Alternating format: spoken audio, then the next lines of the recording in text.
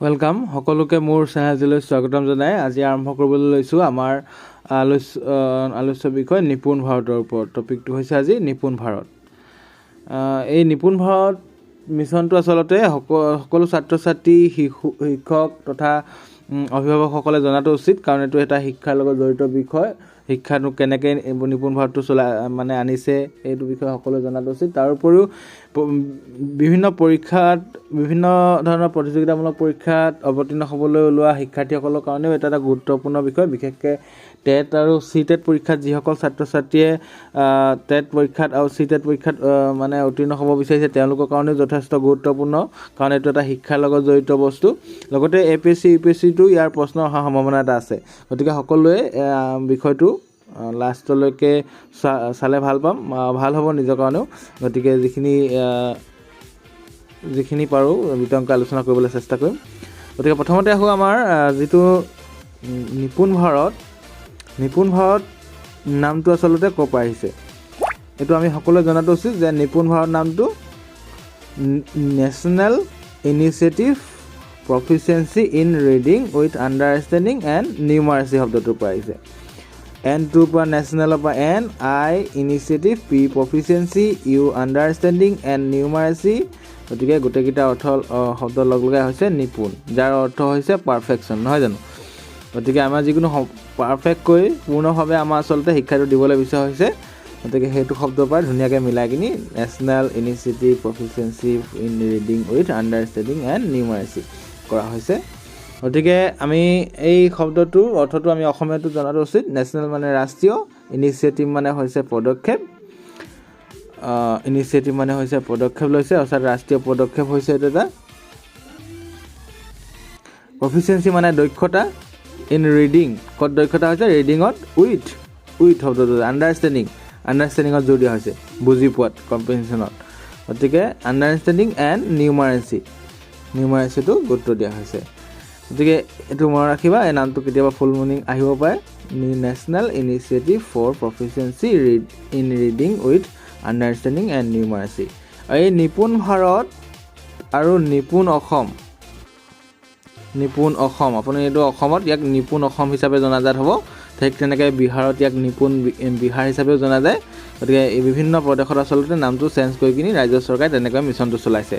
গতিকে বেলেগ পাৰ্থক্য বিশেষ নাই গতিকে নিপুণ ভাৰতকে অসমত নিপুণ অসম হিচাপে অভিযানটো চলাইছে তেনেকৈ বেলেগ অন্যান্য প্ৰদেশতো সেইবিলাক নামটো অলপ চেঞ্জ কৰি কিনি সেই নিজৰ ৰাজ্যখনৰ নামৰ লগত মিছনটো চলোৱা হৈছে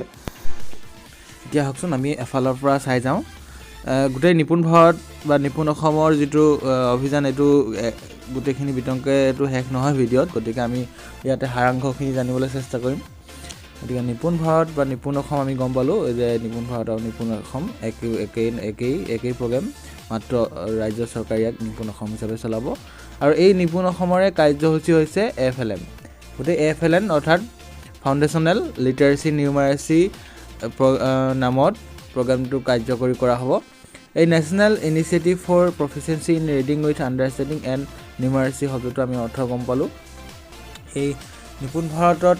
কি কৈছে আমাৰ মেইন পদক্ষেপ হৈছে ছাত্ৰ ছাত্ৰীসকলে 3 পৰা 9 বছৰ যিসকল ছাত্ৰ ছাত্ৰী আছে তেওঁলোকে সংখ্যা জ্ঞানটো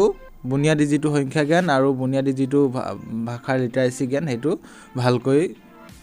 হ'ব লাগিব যিটো বুজি লৈ কৰিব লাগিব অৰ্থাৎ আণ্ডাৰষ্টেণ্ডিঙত জোৰ দিয়া হৈছে কম্প্ৰিহেনশ্যনত জোৰ দিয়া হৈছে এতিয়া আমি গোটেই প্ৰগ্ৰামটো থুলমূলকৈ প্ৰথমতে আভাসটো জানো আহাচোন এইটো এটা NEPৰ অংশ হিচাপে লোৱা হৈছে NEP 2020ৰ অংশ হিচাপে নিপুণ ভাৰতক লোৱা হৈছে আৰু ইয়াত 3 পৰা 9 বছৰ শিশুসকলক ধৰা হৈছে লগতে ইয়াতে ছাত্ৰ ছাত্ৰীসকলৰ লগতে গোটেই বিদ্যালয়ৰ শিক্ষক অভিভাৱক সকলোকে সামৰি লোৱা হৈছে এই প্ৰগ্ৰামটোত আমাৰ গোটেই সম্প্ৰদায়টো এটা উন্নতিৰ কাৰণে আচলতে শিশুসকল দেশৰ ভৱিষ্যতৰ এটা সম্পদ হয় গতিকে এই সম্পদটো গঢ়িবৰ কাৰণে সকলোকে সমানে অংশীদাৰিত্ব কৰিবলৈ বিচৰা হৈছে এতিয়া ইয়াতে প্ৰথম মন দিবলগীয়া কথা হৈছে কিয় 2021 চনৰ 5 জুলাইত আমাৰ কেন্দ্ৰীয় মন্ত্ৰী শিক্ষামন্ত্ৰী শ্ৰীযুত ৰমেশ পোখৰিয়ালে নিপুণ ভাৰতৰ কাৰ্যসূচী আৰম্ভ কৰিছিলে ইয়াৰ টাৰ্গেট 2026-27 লৈকে সম্পূৰ্ণৰূপে তৃতীয় শ্ৰেণীৰ ফালে গোটেই শিশুৱে মৌলিক যিটো সাক্ষৰতা আৰু সংখ্যা জ্ঞান এইটো লাভ কৰিব বুলি ধৰা হৈছে মূল সাক্ষৰতা আৰু সংখ্যাৰ লক্ষ্যৰ ওপৰত নিৰ্ধাৰণ কৰা হৈছে গতিকে এইটো বুনিয়াদী যিটো সাক্ষৰতা আৰু সংখ্যা জ্ঞান অভিযানটো আমাৰ পাক পাঠ্যক্ৰমৰ পৰা ক্লাছ 3 লৈকে ধৰা হৈছে F অৰ্থাৎ ফাউণ্ডেশ্যনেল L লিটাৰেচি আৰু N মানে নিউমাৰেচি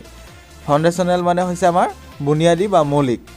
আৰু লিটাৰেচি মানে সাক্ষৰতা নিউমাৰেচি মানে জানো সকলোৱে সংখ্যা জ্ঞান এইখিনি অহা কথা কৈছে ইয়াত সাক্ষৰতা বুলি কওঁতে কেৱল লিখিবলৈ জানিলেই নহ'ব বস্তুটো বুজি লৈ কিনি লিখিবলৈ পঢ়িবলৈ জানিবলৈ কথা কোৱা হৈছে গতিকে মনত ৰাখিবা যিটো অকল জেনেৰেলি মুখস্থ কৰি বিদ্যাটো ইয়াত গুৰুত্ব দিয়া হোৱা নাই বুনিয়াদী সাক্ষৰতা ভাষাৰ পূৰ্বতে থকা জ্ঞানে ভাষাসমূহত সাক্ষৰতা দক্ষতা গঢ়ি তোলাত সহায় কৰে বুনিয়াদী ভাষা আৰু সাক্ষৰতাৰ মূল উপাদানসমূহ ইয়াত আমি ইফালে আলোচনা কৰিম আমাৰ যিটো মেইন বুনিয়াদী আৰু ভাষাৰ যিটো পূৰ্বৰ জ্ঞানসমূহক সাক্ষৰতা দক্ষতা হিচাপে গঢ়ি তোলাত সহায় কৰিব অৰ্থাৎ তৃতীয় শ্ৰেণীৰ ওপৰলৈ যিখিনি ক্লাছত পাঠদান কৰিবগৈ তেওঁ এই তৃতীয় শ্ৰেণীলৈকে যিখিনি জ্ঞান আহৰণ কৰিব এইখিনিৰ ওপৰতে বেছ কৰি হয় সেইকাৰণে ইয়াত এইখিনিৰ ওপৰত গুৰুত্ব দিয়া হৈছে ইয়াৰ উপাদানকেইটা মৌখিক ভাষা বিকাশ ডিকোডিং পঢ়াৰ সাৱলীলতা এইখিনিৰ ওপৰত গুৰুত্ব দিয়া হৈছে আৰু আছে দুটামান এতিয়া আমি এইকেইটা পটককৈ মৌখিক ভাষা বিকাশ মানে আমি শুনা বুজি পোৱা মৌখিক শব্দ ভণ্ডাৰ বৰ্ধিত কথোপকথন এইবিলাকক বুজোৱা হৈছে ডিকোডিং মানে হৈছে চিহ্ন আৰু ইয়াৰ শব্দৰ মাজত যিটো সম্পৰ্ক আছে মাজতে শব্দ এটা কৈ দিয়াৰ লগে লগে বুজি পাব লাগিব এইটো কিহৰ শব্দ ধৰি লওক মেকুৰী মাতটো উলিয়ালে এইটো মেকুৰী বুলি জানিব লাগিব পিতা পাঠত থকা যদিও কিবা এটা পাঠত মেকুৰীটো কোনটো বুলি সুধিলে বিচাৰি উলিয়াব পাৰিব লাগিব তেনেকুৱা ধৰণৰ পঠন বুজাবুজি মানে হৈছে এইটো সকলোৱে গম পাইছে পঠন বুজাবুজি এটা উপাদান হয় তাৰপিছত লিখাটো এটা উপাদান হয় এতিয়া পঠন বুজাবুজি মানে পাঠটো পঢ়ি কিনি ছাত্ৰ ছাত্ৰীসকলে বুজি পাব লাগিব অৰ্থাৎ মুখস্থ বিদ্যাতকৈ ইয়াতে বুজাবুজিত অলপ যথেষ্ট গুৰুত্ব দিয়া হৈছে কম্প্ৰিহেনশ্যন যাক কোৱা হয় এতিয়া গুণোৎসৱতো তেনেধৰণে যেনেকৈ প্ৰশ্ন দিয়া হৈছে তেনেকুৱা এইটোৰ ওপৰত বেছ কৰি দিয়া নিচিনা হৈছে এতিয়া বুনিয়াদী সংখ্যা জ্ঞানলৈ যাওঁ বুনিয়াদী সংখ্যা জ্ঞানৰ অৰ্থ হ'ল যুক্তিৰ ক্ষমতা আৰু দৈনন্দিন জীৱনৰ সমস্যা সমাধানৰ সৰল সংখ্যাগত ধাৰণা প্ৰয়োগ কৰাৰ ক্ষমতা এতিয়া বুনিয়াদী সংখ্যা জ্ঞানত আমাৰ জেনেৰেলি নিজৰ যুক্তি বিশ্লেষণ কৰিব পৰা ক্ষমতাটো গঢ় দিবলৈ বিচৰা হৈছে 3 বছৰ বয়সলৈকে শিশু এটাই গম পাব লাগিব তিনি মানে কি কেইটা বস্তু ধাৰণাটো বাস্তৱিক বস্তুবিলাকৰ লগত সামঞ্জস্য ৰাখি আগবাঢ়িবলৈ জানিবলৈ লাগিব শিশুসকলে গতিকে ইয়াৰ উপাদানবিলাক হৈছে কি আমি চাওঁ সংখ্যাৰ পূৰ্বৰ ধাৰণা সংখ্যা ব্যৱস্থা গণনা আৰু বুজা সংখ্যা আৰু সংখ্যাৰ ওপৰত কাৰ্য কৰিবলৈ দিয়া হৈছে কাৰ্য কৰিব পাৰিব লাগিব আকৃতি আৰু স্থানীয় বুজাবুজি তিনিটা সংখ্যাৰ লৈকে নিজৰ ধৰণেৰে সৰল গণনা আৰু এইবোৰ বিভিন্ন প্ৰসংগত তেওঁলোকৰ দিনৰ দৈনন্দিন জীৱনত কাৰ্যকলাপত প্ৰয়োগ কৰিব পাৰিব লাগিব গতিকে এইখিনি বুজাবুজিৰে সংখ্যাখিনি অৰ্থাৎ তিনিটা সংখ্যালৈকে অংক কৰিব পাৰিব লাগিব যোগ বিয়োগ জেনেৰেল গণনাখিনি তাৰপিছত জোখ মাখত জোখ দিয়া হৈছে তিনিটা অংকলৈকে সংখ্যাৰ ওপৰত যোগ কৰিব পাৰিব লাগিব বিয়োগ গুণন আৰু বিভাজনৰ কাৰ্য সম্পাদন কৰিবলৈ প্ৰামাণিক এলগৰিদম বুজিব আৰু ব্যৱহাৰ কৰিব তথ্যখিনি আমি পৰিচালনা কৰিবলৈ শিকিব লাগিব শিশুৱে 3 বছৰ বয়সলৈকে এইখিনি তথ্য যদি শিশুক দিওঁ ধুনীয়াকৈ সজাব পাৰিব লাগিব তথ্য চিত্ৰখিনি চাই লৈ কিনি ব্যাখ্যা কৰিবলৈ কথাটো অলপ বুজাই দিব পাৰিব লাগিব যিটো কমিউনিকেশ্যনো অলপ ডেভেলপ ক'ব লাগিব তথ্য পৰিচালনা কৰিবলৈ তাৰপিছত আমি এতিয়া চাওঁ উদ্দেশ্যবিলাক আমাৰ যিটো নিপুণ ভাৰতৰ মেইন উদ্দেশ্য এই উদ্দেশ্যবিলাক আমি শিকোৱা হওঁচোন এতিয়া খেলা ধূলা আৱিষ্কাৰ আৰু কাৰ্যকলাপ ভিত্তিক শিক্ষা বিজ্ঞানসমূহক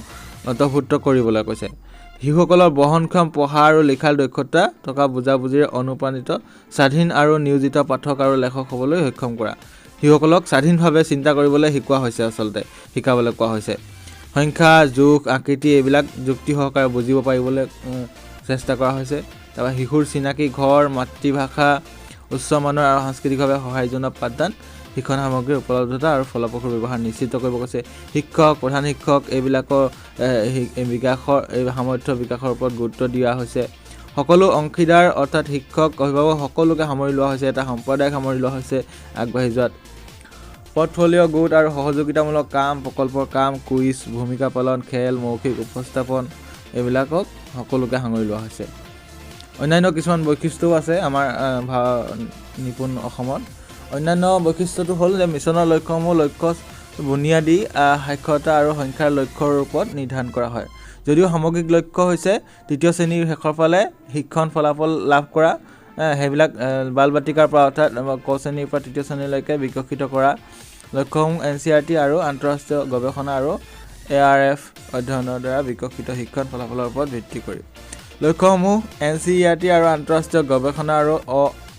ARF অধ্যয়নৰ দ্বাৰা বিকশিত শিক্ষণ ফলাফলৰ ওপৰত ভিত্তি কৰি কৰা হৈছে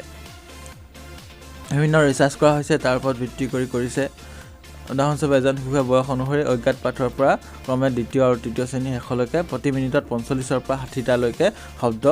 শুদ্ধকৈ পঢ়িব পৰা হ'ব লাগিব অৰ্থাৎ তৃতীয় শ্ৰেণীৰ শিশু এটাই গোটেই এইটো কাৰ্যক্ৰমটোৰ শেষত প্ৰতি মিনিটত 45ৰ পৰা 60টা লৈকে শব্দ পঢ়িব পৰা হ'ব লাগিব নিপুণ ভাৰতৰ সফলতা মূলতঃ শিক্ষকৰ ওপৰতে নিৰ্ভৰ কৰিব শিক্ষকৰ সামৰ্থ্য বিকাশৰ ওপৰত বিশেষ গুৰুত্ব দিয়া হ'ব নিষ্ঠাৰ অধীনত ফাউণ্ডেশ্যনেল লিটাৰেচি এণ্ড নিউমাৰেচিৰ বাবে এটা বিশেষ পেকেজ NCERTয়ে প্ৰস্তুত কৰি আছে আৰু প্ৰাথমিকৰ পৰা প্ৰাথমিক শ্ৰেণীলৈকে শিক্ষকতা কৰা প্ৰায় 25 লাখ শিক্ষকৰ এইবাৰ FLNত প্ৰশিক্ষণ দিয়া হৈছে আৰু এই FLNৰ প্ৰশিক্ষণটো আচলতে এই গোটেই নিপুণ অসমটো ফুলফিল কৰিবৰ কাৰণে নিপুণ অসমটো পাব মানে কাৰ্যকৰী কৰিবৰ কাৰণে সকলো টিচাৰকে 25 লাখ টিচাৰক দিয়া হ'ব ট্ৰেইনিংটো ফলাফল নিপুণ ভাৰত অভিযানৰ লক্ষ্য আৰু উদ্দেশ্য ৰূপায়ণৰ পৰা কিছুমান ফলাফল কল্পনা কৰা হৈছে আৰু সেই ফলাফলসমূহ আমি আলোচনা কৰিবলৈ ল'ম এতিয়া গোটেই কাৰ্যক্ৰমটোত কি ফলাফল পাম এইটো আচলতে এটা নিৰ্ধাৰণ কৰি লৈছে যে এইখিনি ফলাফল পাব লাগিব বা এইখিনি আমি ফলাফল পাম সেনেকৈ বুলি নিৰ্ধাৰণ কৰি লোৱা হৈছে আৰু তেনেকৈ ফলাফলসমূহ মানে আগবাঢ়ি যাব লাগিব কাৰ্যক্ৰমত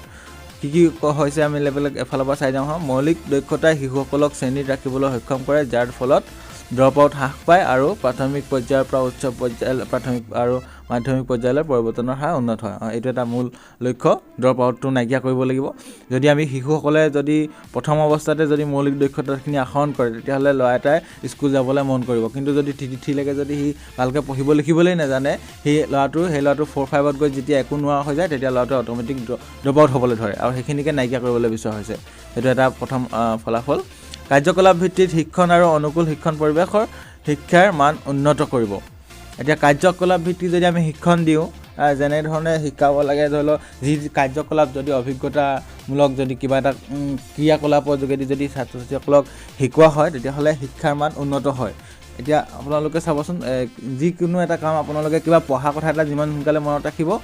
সেই কথাটোকে যদি হাতে কৰ্মে কৰি শিকা হয় তেতিয়াহ'লে এইটো মনত ৰাখিবলৈ সহজ খেলনা ভিত্তিক আৰু অভিজ্ঞতা ভিত্তিক শিক্ষণৰ দৰে উদ্ভাৱনীমূলক শিক্ষা বিজ্ঞান শ্ৰেণীকোঠাৰ লেনদেনত ব্যৱহাৰ কৰা হ'ব যাৰ ফলত শিক্ষণক আনন্দদায়ক আৰু আকৰ্ষণীয় কাৰ্যকলাপ কৰি তোলা হ'ব এতিয়া আমাৰ শিক্ষণৰ যিটো শ্ৰেণীকোঠা সেইটো আমাৰ আচলতে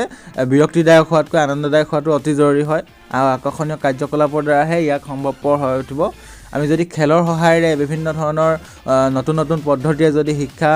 শ্ৰেণীকোঠাটোত আমি শিক্ষাদান কৰোঁ তেতিয়াহ'লে ছাত্ৰ ছাত্ৰীসকলে শিক্ষাদান ল'বলৈ ভাল পাব শিক্ষকসকলৰ নিবিড় সামৰ্থ্য বিকাশে তেওঁলোকক শক্তিশালী কৰি তুলিব আৰু শিক্ষা বিজ্ঞান বাছনি কৰাৰ বাবে অধিক স্বায়ত্ত শাসন প্ৰদান কৰিব শিক্ষকসকলৰ নিবিড় সামৰ্থ্য বিকাশে তেওঁলোকক শক্তিশালী কৰি তুলিব আৰু শিক্ষা বিজ্ঞান বাছনি কৰাৰ বাবে অধিক স্বায়ত্ত শাসন প্ৰদান কৰিব অৰ্থাৎ শিক্ষাৰ্থীসকলক স্বাধীনভাৱে শিক্ষা ল'বলৈ মানে সুবিধা কৰি দিয়া হ'ব শিশুৰ বিকাশৰ বিভিন্ন ক্ষেত্ৰ যেনে শাৰীৰিক আৰু চলন ফুৰণৰ বিকাশ সামাজিক আৱেগিক বিকাশ সাক্ষৰতা আৰু সংখ্যাৰ বিকাশ জ্ঞানমূলক বিকাশ জীৱন দক্ষতা আদি যিবোৰ আন্তঃসম্পৰ্কীয় আৰু পৰস্পৰৰ ওপৰত নিৰ্ভৰশীল সেইবোৰৰ ওপৰত গুৰুত্ব দি শিশুৰ সামগ্ৰিক বিকাশ যিটো সামগ্ৰিক প্ৰগতি কাৰ্ডত প্ৰতিফলিত হ'ব গোটেই ছাত্ৰ ছাত্ৰীসকলৰ হলিষ্টিক যিটো ডেভেলপমেণ্ট সেই ডেভেলপমেণ্টৰ ওপৰত বেছি গুৰুত্ব দিয়া হৈছে লাষ্টলৈ সেইখিনি বিকাশ হ'ব বুলি ধৰা হৈছে শাৰীৰিক আৰু চলন ফুৰণৰ ওপৰতো যথেষ্ট গুৰুত্ব দিয়া হৈছে বিশেষকৈ শিশুৰ স্বাস্থ্যৰ ওপৰত যথেষ্ট গুৰুত্ব দি এই ফলাফলটো আশা কৰা হৈছে শিশুসকলে ঠেক শিক্ষণ ট্ৰেজেক্টৰী লাভ কৰিবলৈ যিয়ে পিছৰ জীৱনৰ ফলাফল আৰু নিয়োগৰ ওপৰত ইতিবাচক প্ৰভাৱ পেলাব পাৰে আৰু এই তৃতীয় শ্ৰেণীলৈকে যদি এই বুনিয়াদী সাক্ষৰতা আৰু যদি আমি সংখ্যা জ্ঞানখিনি আহি যায় তেতিয়াহ'লে শিশুসকলে কি হয় ভৱিষ্যতৰ জীৱনতো ইয়াৰ ভাল ফলাফল পোৱাৰ আশা কৰিব পৰা যায় কাৰণ 3 লৈকে যদি ভালকৈ এইখিনি পাই যায় তেতিয়াহ'লে 4-5ত যিখিনি জ্ঞান ল'ব লাগে সেইখিনি ধুনীয়াকৈ লৈ গৈ থাকিব পাৰিব তেনেদৰে যিহেতু প্ৰায় প্ৰতিটো শিশুৱে প্ৰাথমিক শ্ৰেণীত পঢ়ে সেয়েহে এই পৰ্যায়ত মনোনিৱেশ কৰিলে আৰ্থ-সামাজিক অসুবিধাজনক গোটটোকো উপকৃত হ'ব যাৰ ফলত ন্যায্য আৰু সৰ্বাংগীন গুণগত শিক্ষাৰ সুবিধা নিশ্চিত হ'ব এতিয়া ওপৰ শ্ৰেণীত গৈ যদিও মানে ড্ৰপ আউট হয় কিন্তু তলৰ শ্ৰেণীটো 3 লৈকে প্ৰায় সকলোবিলাক ছাত্ৰ ছাত্ৰীয়ে পঢ়িবলৈ যায় যায় স্কুললৈ, মাক বাপেকেও পঠিয়ায়। গতিকে সেই তৃতীয় শ্ৰেণীলৈকে যদি আমি এইখিনি সম্পূৰ্ণৰূপে দিব পাৰোঁ ছাত্ৰ ছাত্ৰীসকলক, তেতিয়াহ'লে আমাৰ দেশখনো উন্নতিৰ যাব যেন লাগে, মানে উন্নতিৰ পথত আগুৱাই যাব। গতিকে আমি সকলোৱে আহক মিলি এই অভিযানটো ফলপ্ৰসূ কৰি মানৱ সম্পদ গঢ় দিওঁ। মানৱ সম্পদ গঢ়াটোৱে যিহেতু আমাৰ কৰ্তব্য, আমি ছাত্ৰ ছাত্ৰীসকলৰ লগত কাম কৰিবলৈ পাওঁ, কিমান আমি সৌভাগ্যৱান। গতিকে ছাত্ৰ ছাত্ৰী এইখিনিৰ লগত যদি কাম কৰিবলৈ যদি লৈ যাওঁ, সিহঁতৰ যিখিনি মৰম চেনেহৰ মাজেৰে যদি আমি গোটেই চেষ্টাটো যদি আগবঢ়াই লৈ যাওঁ, আমাৰ দেশখন অতি সোনকালে আমাৰ উন্নতি পথত আগুৱাই যাব। গতিকে সকলো আমি আহক একেলগে মিলি যাওঁ। আৰু চৰকাৰ, অভিভাৱক, শিক্ষক শিক্ষাৰ্থী সকলোৱে সহযোগিতাই হৈছে আমাৰ মূল চাবিকাঠি। আমি যদি সকলোৱে সহযোগ কৰোঁ, শিক্ষক হওক, ছাত্ৰ ছাত্ৰী হওক, অভিভাৱক হওক, আমি সকলোৱে সহযোগ কৰিলে এইটো ফলৱতী হ'বলৈ নিশ্চিতভাৱে ফলৱতী হ'ম। আৰু তাৰ কাৰণে আমি সকলোৱে সহযোগটো আমি আমাৰ বুদ্ধিয়ে উলিয়াই আনিব লাগিব। অভিভাৱকসকলেও এইখিনি মানে ধুনীয়াকৈ সিহঁতক এইখিনি বুজাব লাগিব, কেনেধৰণে আগবাঢ়ি গ'লে আমাক কি লাভ হ'ব, কি লোকচানটো নাই, লাভেই হ'ব। গতিকে আমি আগবাঢ়ি যাবলৈ সকলোকে লৈ আহিব লাগিব। সেইখিনি আকৌ শিক্ষকেই আগভাগ ল'ব লাগিব, শিক্ষকেই প্ৰথম পদক্ষেপটো লৈ কিনি আগবাঢ়িব লাগিব, কাৰণ আমাৰ অভিভাৱকখিনি জেনেৰেলি অশিক্ষিত হয়। গতিকে ধন্যবাদ। আৰু আপোনালোকে এই ভিডিঅ'টো মিউট কৰিও আপোনালোকে প্ৰেজেণ্টেশ্যন দিব পাৰিব। গতিকে ধন্যবাদ থাকিল। আশা কৰোঁ মোৰ চেনেলটো পাৰিলে ছাবস্ক্ৰাইব কৰি দিব, আৰু যদি ভিডিঅ'টো ভাল পাইছে লাইক আৰু শ্বেয়াৰ কৰিবলৈ নাপাহৰিব।